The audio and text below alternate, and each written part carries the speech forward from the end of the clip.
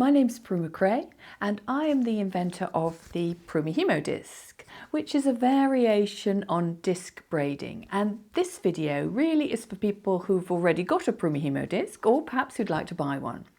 Because what I want to show is that this disc can be used for a different sort of braid.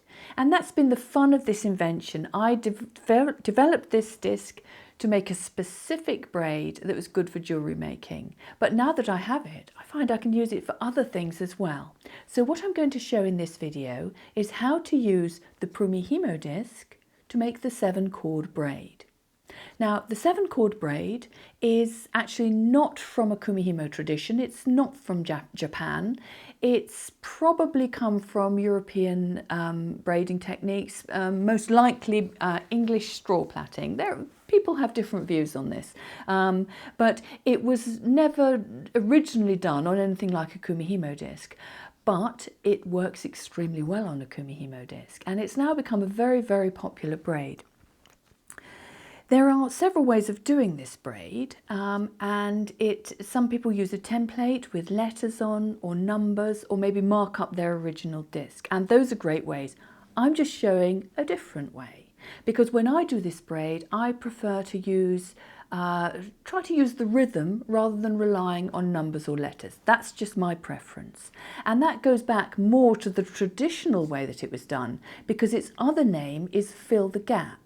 And that's exactly what you do, as you will see. Now, as you may have guessed, for the 7-cord braid, we use 7 cords. But the Prumihimo disc has 8 sides, but that's great because that 8th side is your gap. The Prumihimo disc does have more slots than you need. Some sides have 2 slots, some have 1, but that actually doesn't matter. You just use one of those 2 slots, either of them, it doesn't matter. And what you're going to do is reverse your disc so you're not distracted by any of the numbers, and use it like that. So this is our setup. Now I happen to be using the extra thick version of the disc, which is particularly good for thinner cords, but it could be either version, the thin or the thick. You take your 7 cords and look at the sides of the disc rather than the actual individual slots, and you put a cord on each side of the disc. So 1, 2, 3, 4, 5, 6, 7, and you leave the last free, and you have this towards yourself, the empty slot. Remember, this is called fill the gap, and the whole point of doing the braid in this fashion is that you start to get into the rhythm of it rather than having to look for individual numbers or letters. So that's my personal preference. So the way it's done is you count 1, 2, 3, and that 3rd cord you lift and put into the empty slot. Now it doesn't matter which slot you do. Remember, you were just looking at the side of the disc.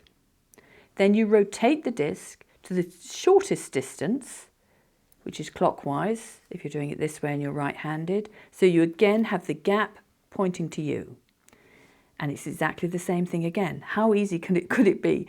1, 2, 3, lift the cord into the slot. Rotate round.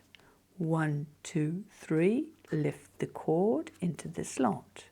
Rotate round. 1, 2, 3, lift the cord into the slot. See what I mean about the rhythm? 1, 2, 3, lift the cord into the slot. And that forms a beautiful little braid, a little bit slimmer than you would expect with your normal round braid, because you've got 7 cords, of course, but it is also a slimmer construction. Now let me show you how easy it is to add beads. Same thing. 1, 2, 3, lift your cord, drop in a bead, tuck it under, and it tends to stay in position much more easily than with round braid, into the slot. Rotate, 1, 2, 3, lift the cord, drop your bead in, here it comes, hook it under, and into the slot, and round, 1, 2, 3. It is definitely the easiest braid of all. And because you've got a lot of space there, this is why it's very good for braids with beads of all different sizes. And so that is all you have to do. You just continue like that.